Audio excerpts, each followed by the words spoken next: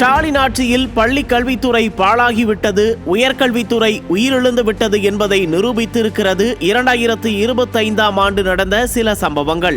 புதுக்கோட்டை மாவட்ட ஆட்சியர் பள்ளி மாணவர்கள் கஞ்சாவிற்கு அடிமையாவதாக பொது மேடையில் வெளிப்படையாக தெரிவித்து வேதனைப்பட்டது ஸ்டாலின் ஆட்சியின் லட்சணத்தை அம்பலப்படுத்தியது.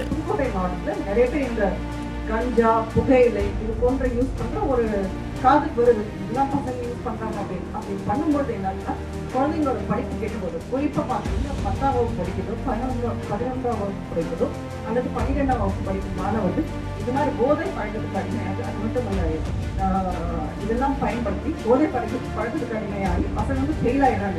ஆட்சியர் சொன்னது ஒரு பக்கம் இருக்கட்டும், உயர்நீதிமன்ற மதுரை கிளை தெரிவித்த ஒரு கருத்து ஸ்டாலினுக்கு ஏன் மீண்டும் வாக்களிக்க கூடாது என்பதற்கு சிறந்த உதாரணம். 27/6/2025 அன்று ஒரு பொதுநல வழக்கை விசாரித்த உயர்நீதிமன்ற மதுரை கிளை மாணவிகளுக்கு பள்ளிகளில் காவல்துறை பாதுகாப்பு கொடுக்கும் அவலநிலை இருப்பதாக வேதனை தெரிவித்தது. இதைவிட ஒரு வெட்கக்கேடு வேறென்ன இருக்க முடியும்? ஸ்டாலின் ஆட்சிக்கு வந்தது முதல் தனது மகனது வளர்ச்சி குறித்து சிந்தித்தாரே தவிர்த்து தன்னையும் ஒரு தலைவராக மதித்து வாக்களித்த மக்களின் வாரிசுகளின் எதிர்காலம் குறித்து கவலைப்படவே இல்லை. பொது சுகாதாரத்துறை சார்பில் நாமக்கல் மாவட்டத்தில் மேற்கொள்ளப்பட்ட ஆய்வில் 21% மாணவர்கள் போதைப் பொருட்களை பயன்படுத்துவதாக தெரிய வந்துள்ளது.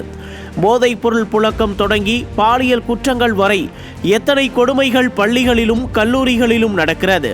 2025இல் நடந்த சிலவற்றை மட்டும் இந்த செய்தி தொகுப்பில் பார்க்கலாம். நாமக்கல்லில் அரசு பேருந்தை சேதப்படுத்தி பள்ளி மாணவர்கள் பயணிகளுடன் ரகளையில் ஈடுபட்ட சம்பவம் நடந்தது. தேனி மாவட்டம் பெரியகுளம் பேருந்து நிலையத்தில் அரசு பள்ளி மாணவர்கள் ஒருவரை ஒருவர் சரமாரியாக தாக்கிக் கொண்ட காட்சிகள் வெளியானது.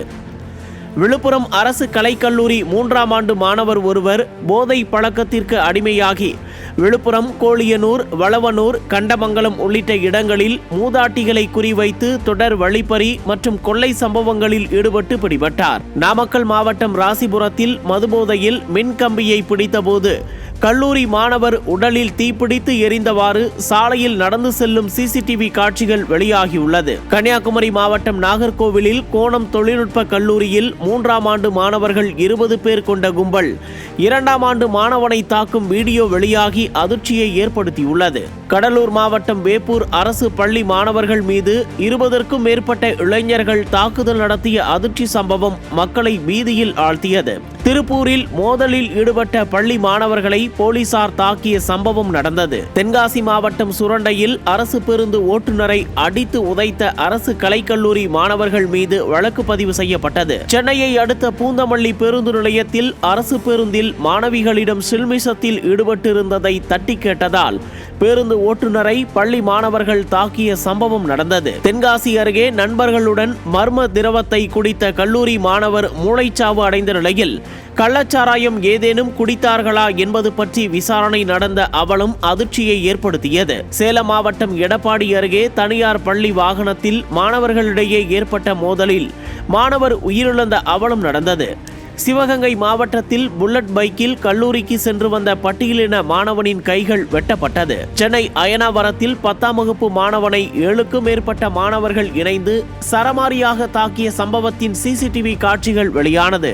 சென்னை பழவந்தாங்கல் ரயில் நிலையத்தில் பட்டாக்கத்தியுடன் சுற்றித் திரிந்த கல்லூரி மாணவர்கள் சிக்கினர். புதுக்கோட்டை மன்னர் கல்லூரிக்குள் அரிவாளை பதுக்கி எடுத்து வந்த மாணவர் பிடிபட்டார். விழுப்புரம் மாவட்டம் திண்டிவனம் அருகே 7ஆம் வகுப்பு மாணவனை அடித்து இழுத்துச் சென்று 11ஆம் வகுப்பு 12ஆம் வகுப்பு மாணவர்கள் ஓரினச் சேர்க்கையில் ஈடுபட்டது தொடர்பான வீடியோ வெளியானது. சென்னையில் இருவேறு கல்லூரிகளைச் சேர்ந்த மாணவர்களுக்கு இடையே ஏற்பட்ட மோதல் தொடர்பாக 7 மாணவர்கள் மீது வழக்கு பதிவு செய்து கைது செய்யப்பட்டனர். நாமக்கல் மாவட்டம் ராசிபுரம் அரசு மேல்நிலைப் பள்ளியில் மாணவனை சக மாணவனை அடித்து கொலை செய்த சம்பவம் நடந்தது. செங்கல்பட்டு மாவட்டம் படூரில் கல்லூரி மாணவி அளவுக்கு அதிகமாக மது அருந்தி உயிரிழந்த அவலம் நடந்தது. கடலூர் மாவட்டம் சிதம்பரத்தில் கஞ்சா விற்ற பணத்தை கொடுக்குமாறு அரசு ITI மாணவர்களை கஞ்சா கும்பல் தாக்கிய கொடுமை நடந்தது. தேனியில் மது மற்றும் கஞ்சா போதை கும்பல் குறித்து காவல்துறையினரிடம் தகவல் தெரிவித்த சட்டக்கல்லூரி மாணவி மீது கொலைவெறி தாக்குதல் நடத்தப்பட்ட அவலம் நடந்தது. சென்னையை அடுத்த கூடுவாஞ்சேரியில் பணம் கொடுத்து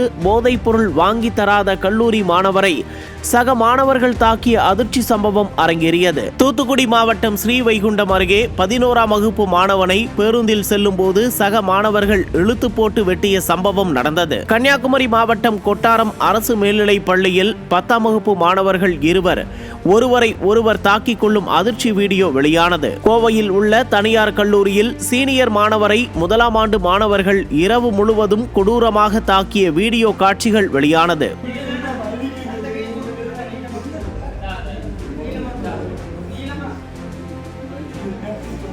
நெல்லை பேட்டை பகுதியில் ITI மாணவர்களுக்கு இடையேயான மோதலில் பட்டியலின மாணவர் மீது கொலைவெறி தாக்குதல் நடத்தப்பட்டது. புதுக்கோட்டை மாவட்டம் ஆலங்குடியில் தனியார் கல்லூரி பேருந்தை மதுபோதையில் கல்லூரி மாணவரும் அவரது நண்பர்களும் கடத்திச் சென்ற சம்பவம் அரங்கேறியது. நீலகிரி மாவட்டம் குன்னூர் அருகே பள்ளி மாணவன் மதுபோதையில் விழுந்து கிடப்பதாக வீடியோ வெளியாகி வேதனையை ஏற்படுத்தியது. நெல்லை பாளையங்கோட்டையில் தேர்வு அறையில் ஒரு மாணவர் சக மாணவரால் அரிவாளால் வெட்டப்பட்ட அதிர்ச்சி சம்பவம் அரங்கேறியது. ராமநாதபுரம் அருகே 10ஆம் வகுப்பு மாணவர்கள் இரு குழுக்களாக பிரிந்து மோதிக்கொண்ட சம்பவம் அதிர்ச்சியை ஏற்படுத்தியது. திருப்பூரில் 5 சிறுவர்கள் மற்றும் கல்லூரி மாணவர் சேர்ந்து கல்லை போட்டு ஒருவரை கொலை செய்த கொடூர சம்பவம் நடந்தது. தருமபுரி மாவட்டம் மொரப்பூர் அருகே கல்லூரி மாணவர்களிடம் இருந்து 103 கஞ்சா பாக்கெட்டுகள் பறிமுதல் செய்யப்பட்டன. நெல்லை மாவட்டம் வள்ளியூர் அருகே பள்ளி மாணவன் புகைப்பிடித்ததை வீடியோ எடுத்து மிரட்டி நகை பறித்த மாணவர்கள் உட்பட 3 பேர் சிக்கினர். திருவண்ணாமலை மாவட்டம் ஆரணியில் சக மாணவனை 10ஆம் வகுப்பு மாணவன் கத்தியால் குத்திய சம்பவம் நடந்தது. காஞ்சிபுரம் மாவட்டம் உத்திரமேரூர் அருகே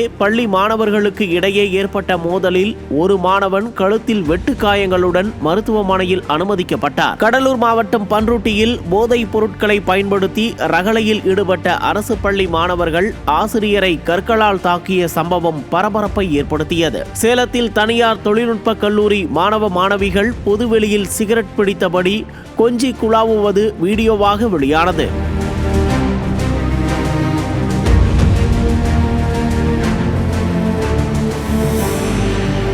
திருப்பூர் மாவட்டம் சொக்கம்பாளையம் பகுதியில் போதை இளைஞர்கள் 4 பேர் 15 வயது மாணவனை குடிக்க வற்புறுத்தி கொடூரமாக தாக்கியது தெரிய வந்தது. விருதுநகர் மாவட்டம் திருத்தங்கலில் அரசு பள்ளி மாணவர்கள் மது பாட்டிலால் ஆசிரியரை தாக்கி அவரது மண்டையை உடைத்த சம்பவம் நடந்தது. சென்னை மதுரவாயலில் அரசு பள்ளி மாணவரை மது அருந்த சொல்லி சக மாணவர்கள் தாக்கிய சம்பவம் அதிர்ச்சியை ஏற்படுத்தியது. இந்த செய்திகள் எல்லாம் சிறு துளிகள்தான். ஆசிரியர்களின் தொடர் போராட்டம், நீதியின்றி தள்ளாடும் பல்கலைக்கழகங்கள் என இன்னும் இந்த இரு துறைகளை பற்றி பேசினால் பேசிக்கொண்டே இருக்கலாம். பள்ளிக்குள் புகுந்து ஆசிரியரை கொலை செய்கிறார்கள், பள்ளிக்கு செல்லும் மாணவியை கழுத்தறுத்து கொள்கிறார்கள், பாலியல் தொல்லையும் மாணவர்களிடம் வன்முறை கலாச்சாரமும் அதிகரித்திருக்கிறது. அதிமுக ஆட்சியில் மாணவர்களை டாக்டர்களாக, இன்ஜினியர்களாக, நீதிபதிகளாக, பெரும் ஆளுமைகளாக மாற்ற திட்டங்கள் தீட்டப்பட்டது. ஸ்டாலின் ஆட்சியில் மாணவர்கள், அதாவது நம் வீட்டில் இருக்கும் ஒவ்வொரு குழந்தையும் எதிர்காலத்தில் பெரிய ரவுடியாகும் அளவிற்கு சூழல் உள்ளது. 2025ஆம் ஆண்டு நமக்கு சொல்லிவிட்டு சென்றிருக்கும் ஒரே செய்தி என்ன தெரியுமா? 2026இல் நம் குழந்தை பெரிய ரவுடியாக வேண்டும் என நினைப்பவர்கள் திமுகவிற்கு வாக்களியுங்கள்.